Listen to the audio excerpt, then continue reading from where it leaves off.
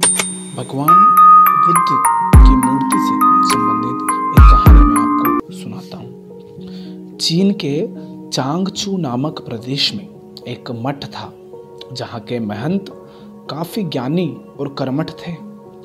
एक दिन उन्होंने अपने शिष्यों को बुलाकर मठ के लिए भगवान बुद्ध की एक मूर्ति बनवाने की इच्छा प्रकट की, किंतु मूर्ति बनवाने के लिए धन की आवश्यकता होती है। अब महंत बोले कि इस कार्य के लिए आप घर घर जाकर धन संग्रह कीजिए ताकि हम मूर्ति बनवा सकें, किंतु एक बात ध्यान रखना, किसी से बलपूर्वक धन मत लीजिए। जो इच्छा व खुशी से दे सिर्फ उसी से धन लीजिएगा। तो शुभ कार्य हेतु धन संग्रह भी शुद्ध तरीके से होना चाहिए। सभी शिष्य अलग अलग दिशाओं में धन संग्रह हेतु रवाना हो गए।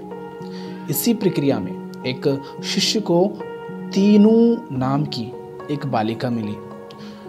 उसके पास एक सिक्का था। जब उसे अर्थात तीनू को भगवान बुद्ध की प्रतिमा निर्माण के विषय में पता चला कि उनकी मूर्ति निर्माण के लिए धन संग्रह किया जा रहा है, तो उसने श्रद्धावश वह एकमात्र सिक्का जो उसके पास था उसको दान करना चाहा। किंतु शिष्य ने सिक्के को अति तुच्छ समझ लेने से इनकार कर दिया, ये सोचकर कि ये तुच्छ नारी है या नीची जाति की लड़की होगी या गरीब थी, इस वजह से। तो कुछ दिन बाद सभी शिष्य धनराशि लेकर मठ में एकत्रित हुए। महंत ने मूर्ति का निर्माण आरंभ करवाया, किंतु अथक प्रयास के बाद भी मूर्ति संपूर्ण नहीं हो पा रही थी। कोई ना कोई कमी रह जाती। इस पर महंत को संदेह हुआ, को लगा कुछ तो गड़बड़ हुई है, कुछ तो ऐसा हुआ है जो नहीं होना चाहिए था। उन्होंने शिष्यों से धन संग्रह के बारे में पूछा, तो सभी शिष्यों ने बारी बारी से अपने अनुभव सुनाए जो उन्होंने धन संग्रह के दौरान देखे, जो हुआ, जिस तरह से धन संग्रह किया। इसी क्रम में जब तीनों का प्रसंग आया तो महंत को जब उसने वो कहानी सुनाई, वो बात बताई कि ऐसा एक किस्सा हुआ था जब किसी लड़की ने उसको सिक्का दिया था। तो महंत को पूरी बात समझ आ गई।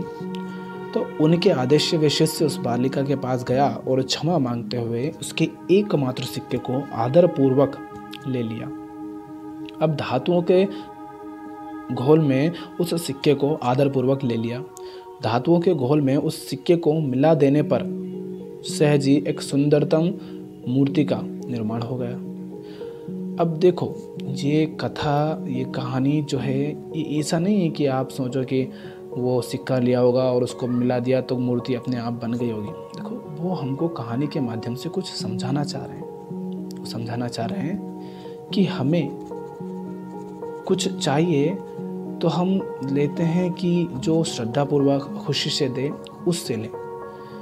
इसमें आप ये भेदभाव नहीं करें कि वो काला है, गोरा है, वो ऊंची जाति का है, नीची जाति का है, या वो तुच्छ है, कैसा है, क्योंकि हम सब मानव हैं, इंसान हैं, मनुष्य हैं। हमारी जाति सिर्फ मनुष्य जाति है।